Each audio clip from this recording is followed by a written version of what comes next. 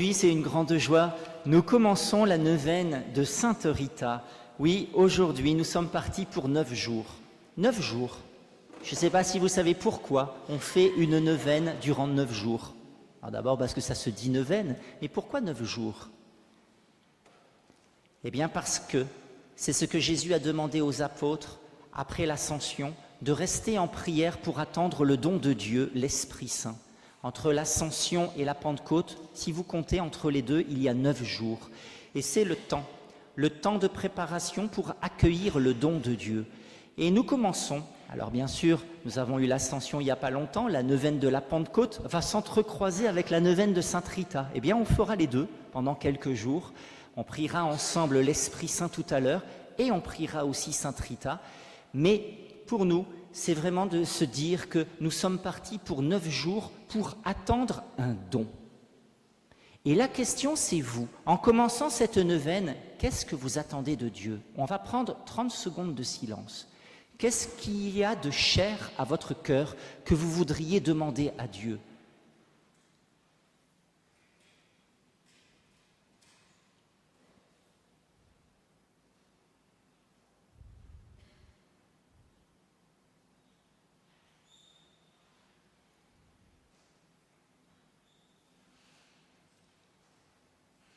C'est important de demander.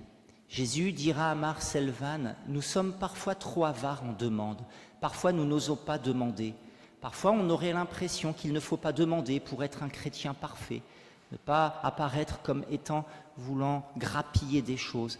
Mais un père qui a des cadeaux à donner à ses enfants en a le cœur blessé de voir ses enfants qui n'osent pas le demander. C'est un acte d'amour et on peut passer par notre sœur du ciel, Sainte Rita.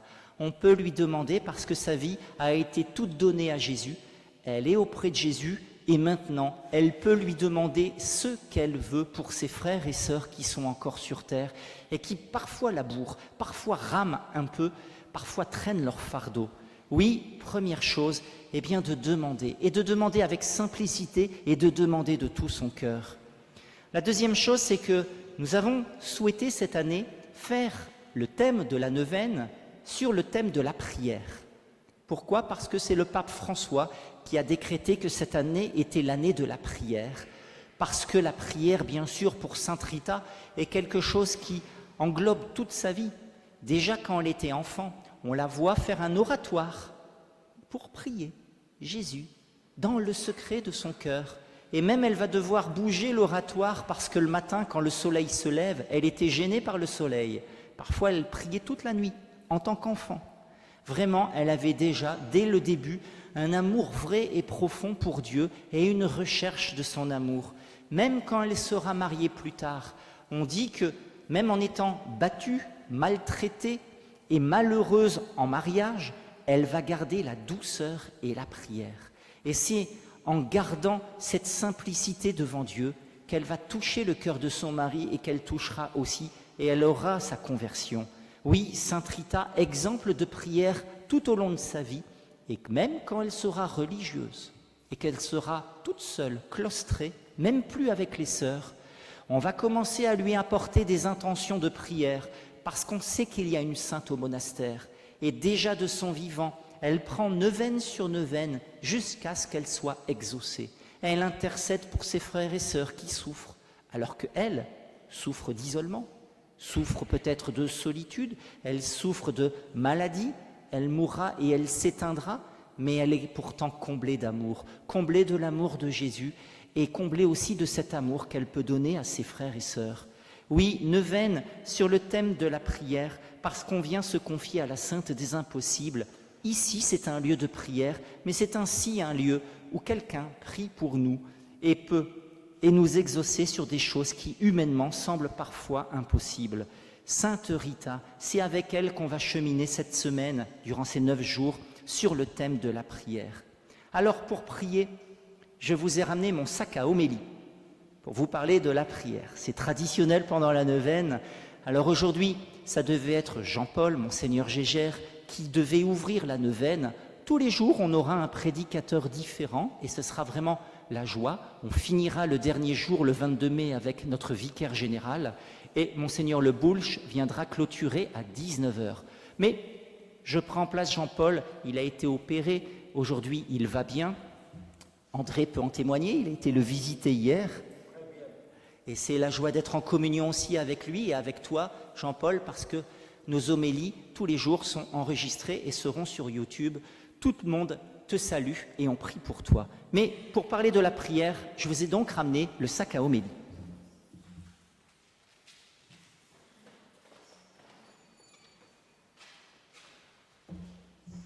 Le problème, c'est qu'aujourd'hui, il y a beaucoup de choses dans le sac à homélie.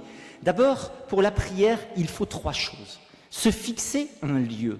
Où est-ce que l'on va prier? Où est-ce que l'on va rencontrer Dieu? Je me souviens de M. Piré, quand on a fait ses funérailles, il n'était pas très expansif sur sa vie de prière. C'était un médecin, il avait eu une belle famille, 8 enfants, et simplement, bien, il était assez discret dans sa vie de foi par rapport à ses enfants. Mais le jour de ses funérailles, tout le monde témoignait que tous les matins, il prenait sa voiture, il allait acheter le pain, les petits pains, et il s'arrêtait à l'église. Il prenait un temps de prière et il allait devant Saint-Joseph, confier sa famille, confier ses enfants et se confier à Dieu. Avoir un lieu où on va pour rencontrer Dieu, que ce soit de se faire un coin de prière chez soi, de se faire un endroit où on est bien pour venir prier tous les jours avant d'aller au travail. Marthe Robin, elle, quand elle allait à l'école, elle y allait non pas en voiture, non pas en vélo, non pas en trottinette, mais en tant qu'enfant, elle y allait en chapelet. Elle prenait son chapelet et elle récitait 10 en allant à l'école. C'est 5 minutes. Un Notre Père et dit « Je vous salue Marie ». Personne ne sait ce que tu vis à l'intérieur, mais à l'intérieur, il y a ce lieu de rencontre avec Dieu. Prier parfois, oui, sur la route, quand on n'a pas d'autres possibilités, prier en allant à l'église, mais aussi avoir son petit coin chez soi. Le premier signe que je vous ai ramené,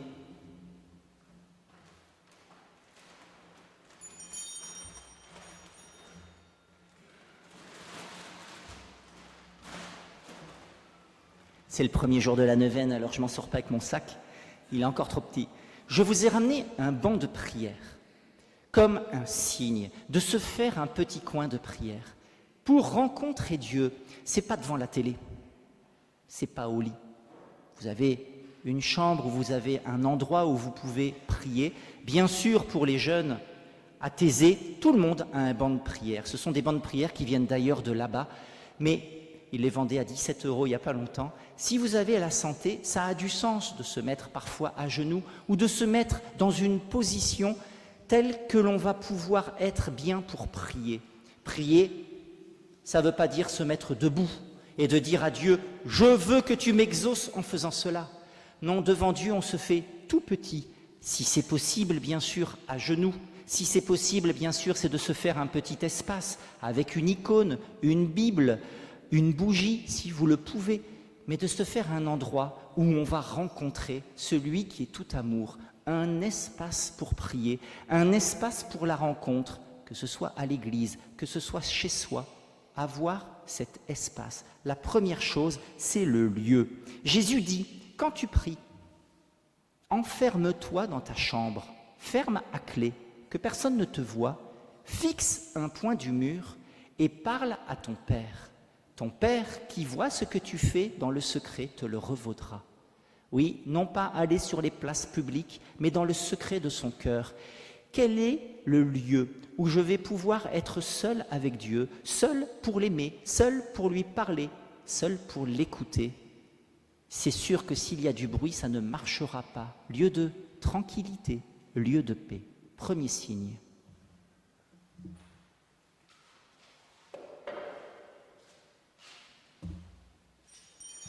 Le deuxième signe, je l'ai piqué au sacristain, c'est la cloche.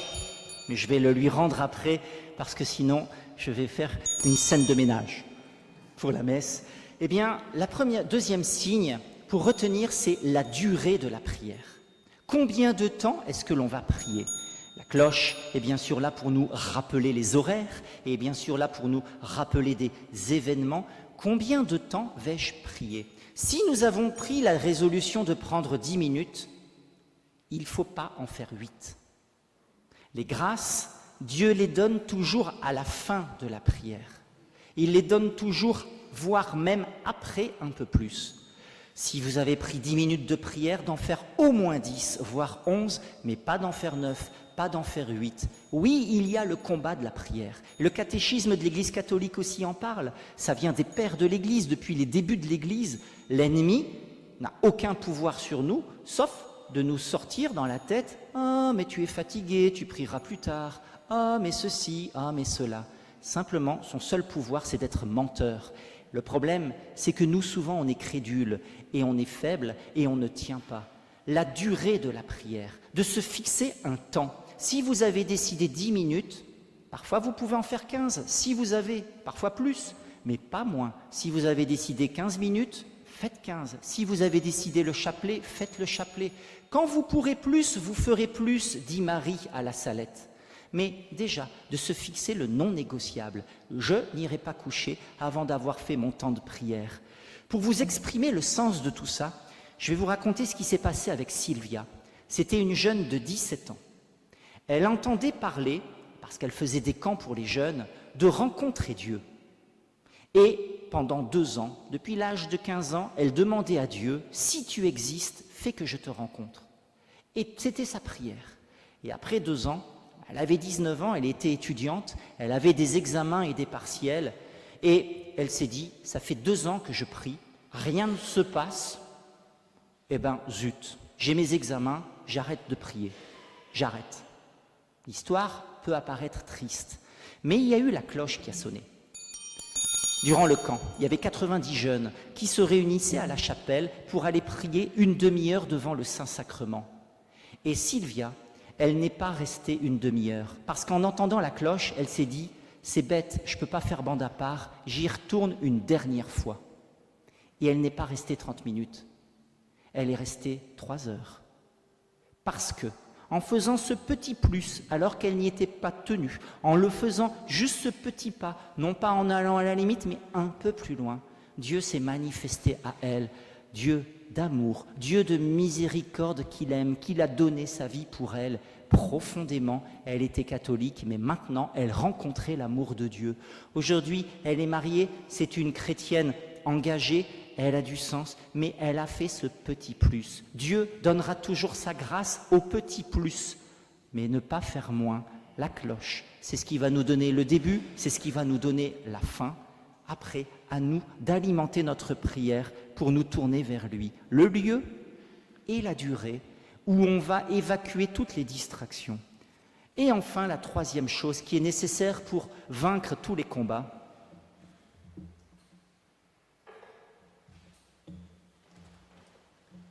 c'est de se donner un moment, un rendez-vous avec Dieu. À quel moment est-on disponible pour prier ? Si le matin on a du mal à se réveiller, ça va être un peu compliqué de faire sa prière. Si le soir on est effondré, ça va peut-être aussi être compliqué de trouver un moment dans la journée où nous avons cette tranquillité pour rencontrer Dieu.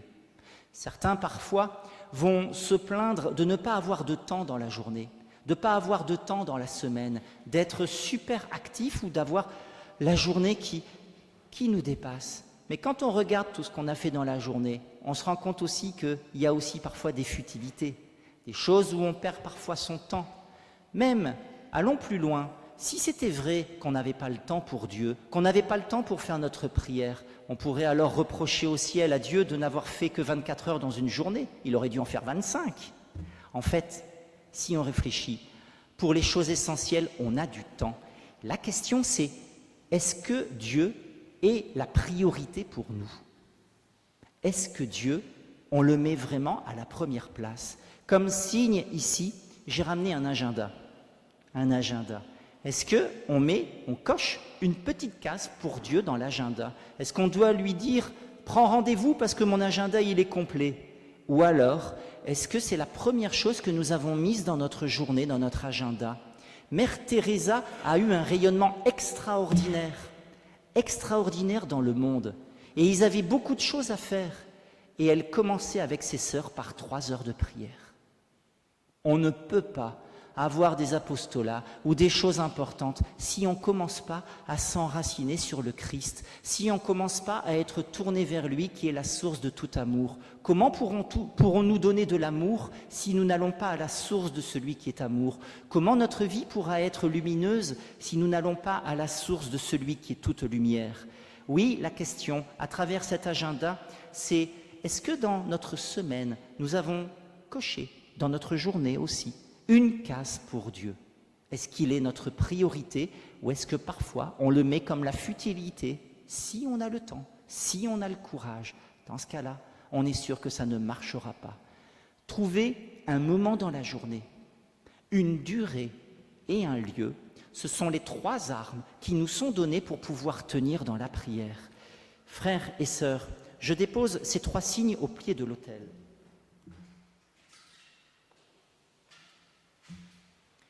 Comme ce début de la neuvaine, où nous sommes invités à nous mettre en route avec Sainte Rita dans la prière. Et la question aussi, c'est quel est le moteur pour nous mettre en route? Parfois, on s'est mis à prier quand sont venues des peurs ou des souffrances. Eh bien, c'est important. Ça peut être aussi par intérêt.